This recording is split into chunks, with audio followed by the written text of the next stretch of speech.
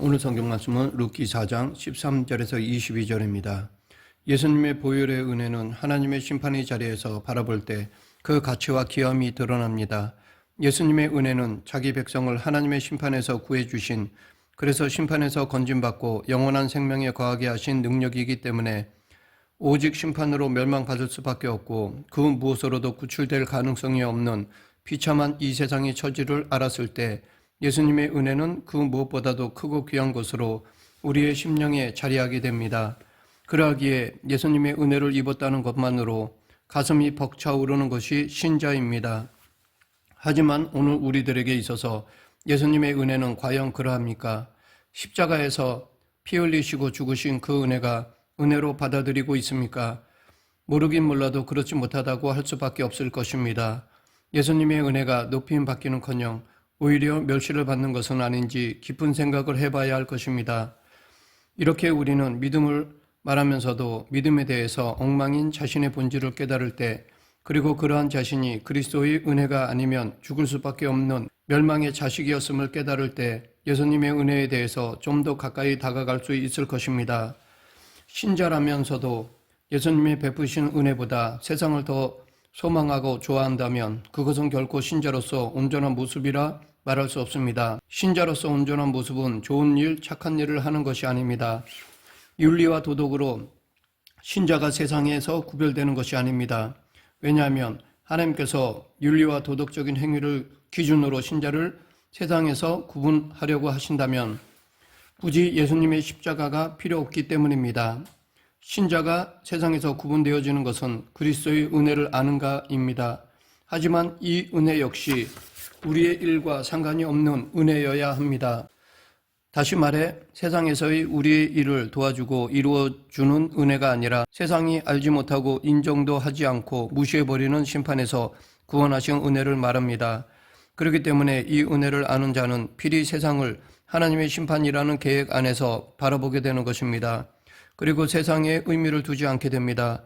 물론 세상에 의미를 두지 않는다고 해서 세상의 모든 것을 팽개치고 떠나라는 것이 아니라 세상이 삶의 목적이 아니라 예수님을 높이고 증거하는 것을 삶의 목적으로 삼고 살아가는 것입니다. 그런데 이러한 예수님의 은혜로 살아야지 하면서도 우리 마음 한구석에는 세상을 포기하지 못하고 세상 것에 희망을 두는 본질이 있음을 발견할 수 있습니다. 예수님의 은혜와 사랑을 잃어버린 흔적이 수시로 보여지곤 합니다. 이러한 신자들에 대해서 하나님이 어떻게 일하시는가를 오늘 본문을 통해 알아보고자 합니다. 하나님은 당신의 백성들을 돌아오게 하시는 분이십니다. 말로만 돌아오라고 외치는 분이 아니라 돌아올 수밖에 없는 상황으로 밀어붙이십니다. 로마서 8장 38, 39절에 보면 내가 확신하노니 사망이나 생명이나 천사들이나 권세자들이나 현재 일이나 장래 일이나 능력이나 높음이나 깊음이나 다른 아무 피조물이라도 우리를 우리 주 그리스도 예수 안에 있는 하나님의 사랑에서 끊을 수 없으리라 라고 하였습니다. 사실 우리는 이 말씀에 계시된 하나님으로 인해서 그리스도 예수 안이라는 것이 가능하게 된 사람들입니다.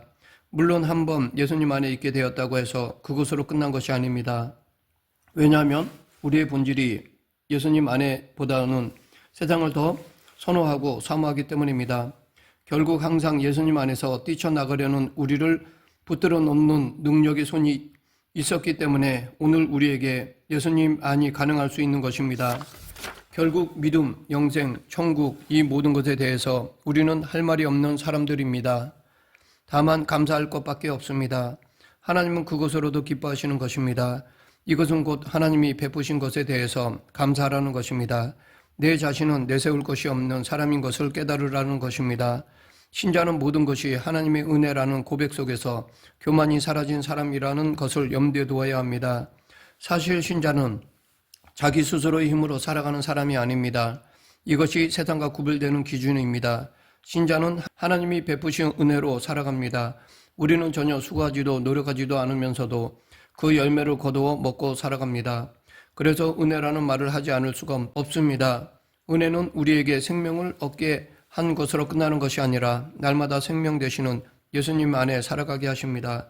오늘 본문 13절 이에 보아스가 룻을 맞이하여 아내로 삼고 그에게 들어갔더니 여호와께서 그에게 임신하게 하심으로 그가 아들을 낳은지라. 보아스가 룻과 결혼함으로 동침하여 아들을 낳았습니다. 여자와 남자가 결혼하여 아들을 낳는다는 것은 신기한 일도 놀랄 일도 아닙니다. 이것은 자연스러운 것입니다. 그런데 무엇 때문에 성경은 보아스가 룻과 결혼하여 아들을 낳았다는 얘기를 언급하는 것일까요? 만약 보아스가 룻과 결혼하여 아들을 낳았다는 것을 보통 차원에서 이해하게 되면 결국 룻기서는 룻이란 이방 여인이 남편을 잃어버린 고통과 불행에서 벗어나서 다시 새로운 행복한 삶을 찾는다는 한편의 드라마로 끝나버릴 것입니다. 하지만 룻기서는 룻의 고통이 아니라 나오미의 고통으로부터 출발하고 있습니다. 흉년 때문에 약속의 땅을 벗어나서 살 길을 찾아서 이방인의 땅으로 떠난 나오미가 남편 엘리멜렉을 잃어버린 고통으로 시작하고 있습니다. 나오미는 남편도 아들도 모두 잃어버린 고통의 사람으로 고향에 돌아왔습니다. 하나님이 돌아오게 하신 것이었습니다. 오직 며느리인 이방인 룻 하나만 데리고 고향으로 돌아온 것입니다. 이러한 룻기서의 흐름을 볼 때 룻기서의 중심은 룻이 아니라 나오미라는 것이 타당하다고 봅니다. 그런데도 책의 이름을 룻기라고 부르는 것은 룻으로 인해서 되어진 뭔가가 있기 때문입니다. 계속되는 오늘 본문 14절부터 17절의 내용을 보면 우리는 한 가지 이상한 점을 발견할 수 있습니다. 분명 보아스와 결혼한 여인은 룻이며 아들을 낳은 사람도 룻입니다. 그래서 이 사건은 룻의 행복한 삶의 시작입니다. 그렇다면 축하를 받을 사람은 룻이 분명합니다. 그런데 여인들은 나오미를 축하하고 있습니다. 하나님께서 나오미에게 베푸신 것으로 찬양을 하고 있습니다. 보아스가 룻에게서 낳은 아들도 나오미의 아들로 부르고 있습니다. 여인들은 룻이 낳은 아기가 나오미에게는 생명의 회복자며 노년의 봉영자며 7 아들보다 귀한 자부가 낳은 아들이라고 노래합니다. 이처럼 여인들이 찬양하는 노래를 보면 그 노래의 중심이 나오미지 룻이 아닙니다. 그러면 우리는 이것을 어떻게 이해해야 할까요? 룻의 입장에서 보면 자기가 받아야 할 것이 나오미에게로 돌아가는 것과 같습니다. 사실 나오미의 입장에서는 자신의 것이 아닌 것을 받는 것이라고 보입니다. 여인들이 나오미의 아들이라고 부르고 있지만 그 아들을 얻기 위해서 나오미가 한 것은 아무것도 없습니다. 다만 룻을 보아스에게 보낸 것밖에 없습니다.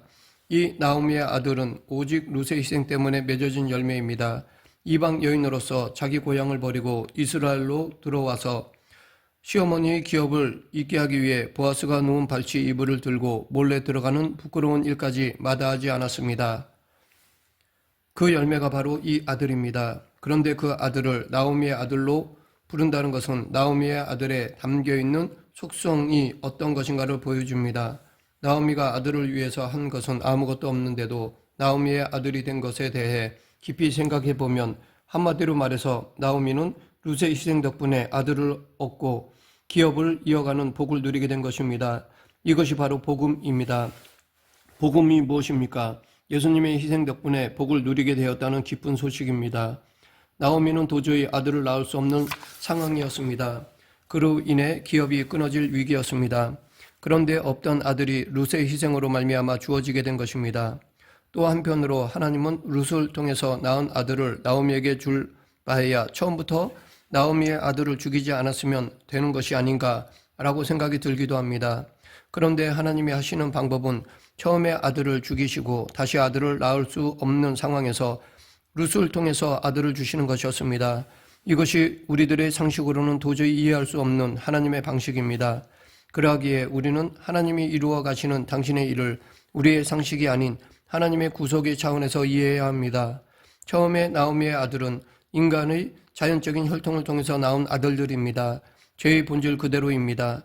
자신의 살 길을 위해서는 하나님의 약속도 얼마든지 포기하고 버려버리는 멸망의 자식의 본질을 고스란히 가지고 있는 아들들입니다. 하나님의 기업은 이러한 아들로 이어가는 것이 아닙니다. 그래서 하나님은 기존의 아들을 죽이시고 룻의 희생으로 낳은 새로운 아들을 나오미에게 주신 것입니다. 즉 희생의 속성을 가지고 있는 아들이 기업을 이어갈 자격이 있다는 것입니다. 그래서 나오미는 없던 아들을 얻었습니다. 자신은 아무것도 할 것이 없고 한 일도 없습니다. 다만 룻의 희생의 열매를 자신이 누리고 있을 뿐입니다. 그렇다면 나오미는 하나님을 찬양하는 여인들의 찬송의 말을 들으면서 그리고 나오미의 아들이라고 일컬음을 들으면서 어떤 마음을 가지는 것이 마땅할까요? 자신은 수고한 것도 노력한 것도 전혀 없이 얻은 아들을 보면서 루스의 희생을 생각하지 않을 수 없는 것입니다. 자신의 수고가 아닌 루스의 희생으로 얻어진 아들이기에 아들을 보면서 루스의 희생을 생각하고 감사할 것입니다.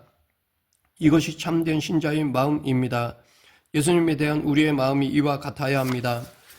예수님의 희생 덕분에 우리가 누리고 있는 복이 무엇인가를 생각하고 그 복에 대해서 예수님에게 감사할 수 있어야 합니다. 룻이 낳은 아들이 나오미의 아들로 불리는 것을 보면 뿌리는 자와 거두는 자가 어떤 관계에 있는가를 알게 됩니다. 룻이 희생으로 뿌린 것을 나오미가 거둔 것처럼 예수님이 뿌린 것을 지금 우리가 거둔 것입니다. 오늘 본문 15절에 보면 룻이 낳은 아들을 나오미의 생명의 회복자라고 말하고 있습니다. 생명의 회복자란 죽은 자에게 해당되는 말입니다. 죽은 자의 생명을 회복했다는 의미이기 때문입니다. 그러면 살아있는 나오미에게 생명의 회복자라고 말하는 것은 무슨 뜻일까요? 이것은 나오미의 상태가 죽어있는 상태라는 것을 의미하는 것입니다. 사실 이스라엘로서는 기업이 끊어진다는 것은 곧 이스라엘에서 끊어짐을 의미합니다. 이것은 죽은 자의 상태와 같습니다. 숨을 쉰다고 해서 살아있는 것이 아니라 이스라엘에서 끊어지지 않는 상태가 살아있는 생명의 상태인 것입니다. 그렇기 때문에 기업이 끊어진 상태에 있는 나오미는 살았다 하지만 죽은 자의 상태이며 이런 나오미의 기업을 이어줄 아들이 태어남은 나오미에게는 생명의 회복자일 수밖에 없습니다. 하지만 단순한 아들이 아니라 룻의 희생으로 탄생한 아들입니다. 즉 희생의 속성으로 이어지는 기업이 된 것입니다. 이러한 희생으로 인해서 다윗 가문이 형성된 것입니다. 그리고 그 가문을 통해서 십자가에서 희생하신 예수님이 오셨다는 것은 룻의 이야기가 단순히 나오미와 룻의 이야기가 아니라 오늘날 우리에게 하나님의 구속의 사역에 대해서 계시하기 위한 가르침이라는 것을 보여주고 있습니다. 이러한 가르침을 오늘 본문 18절부터 22절에 나오는 족보를 통해서도 알 수 있습니다. 여기에 보면 베르스란 사람으로부터 시작되고 있습니다. 베르스는 다말이란 여인이 낳은 쌍둥이 아들 중 하나입니다. 다말은 유다의 가문을 잇기 위해서 자신을 희생한 여인입니다. 즉 유다의 가문은 다말의 희생으로 말미암아 끊어짐을 면하고 구사일생이 된 것입니다. 그러므로 베르스는 룻이 낳은 아들과 마찬가지로 여인의 희생으로 태어난 사람입니다. 이렇게 베르스와 오벳은 여인의 희생으로 가문이 이어갑니다. 이처럼 오늘 저와 여러분은 예수님의 희생으로 말미암아 산자가 되었음을 잊어서는 안 됩니다. 우리의 수고가 아닌 예수님의 수고로 되어진 생명이기에 이 생명을 우리의 노력으로 지키려 한다거나 얻으려고 한다면 그것은 예수님의 희생의 은혜를 멸시하는 것에 지나지 않습니다. 그런데 오늘날 많은 교회가 예수님의 희생을 말하면서도 인간의 힘으로 믿음을 얻으려고 하고 지키려고 하는 것을 볼 때 교회에 의해서 은혜가 멸시되는 실태를 한탄하지 않을 수 없습니다. 아니 바로 우리 자신이 그와 같은 자일 수도 있습니다. 교회는 예수님의 희생으로 인해서 세워졌습니다. 희생을 알고 희생에 감사하는 자들이 바로 교회입니다. 그렇기 때문에 교회에서는 오로지 예수님의 희생과 은혜를 찬송하고 감사할 뿐입니다. 인간의 힘과 여심과 노력을 찬송하고 높이는 것은 보여질 수 없습니다. 룻이 낳은 아들을 나오미의 아들이라고 부른다면 과연 그 아들의 아버지는 누구일까요? 만약 보아스가 아버지라면 나오미의 아들이라 부를 수 없습니다. 그렇기 때문에 나오미의 아들이라고 부르는 것은 인간의 혈통을 무시하고 있는 것입니다. 즉 인간의 혈통으로 나지 않은 아들이라는 것입니다. 보아스와 룻의 관계는 인간적인 사랑이나 정으로 맺어진 것이 아니라 하나님의 말씀으로 맺어졌습니다. 기업 물음이라는 하나님의 말씀에 의해서 보아스와 룻의 관계가 이루어지고 아들을 낳게 된 것입니다. 그러하기에 나오미의 아들은 아버지 없이 하나님으로 인해서 낳은 새로운 아들입니다. 그래서 기존의 아들을 죽이고 새로운 아들을 주시는 것은 하나님에 의해서 태어난 자식만이 하나님의 아들이라는 것을 가르치고 있는 것입니다. 요한복음 1장 12, 13절 영접하는 자, 곧 그 이름을 믿는 자에게는 하나님의 자녀가 되는 권세를 주셨으니 이는 혈통으로나 육종으로나 사람의 뜻으로 나지 아니하고 오직 하나님께로 난 자들이니라. 말씀을 맺겠습니다. 신자는 하나님으로 말미암아 새롭게 난 자입니다. 예수님이 니고데모에게 말씀하신 대로 거듭난 자입니다. 이러한 신자는 주 예수 그리스도란 이름을 믿습니다. 예수님의 이름에는 희생이 담겨 있습니다. 결국 그 희생을 믿는 것입니다.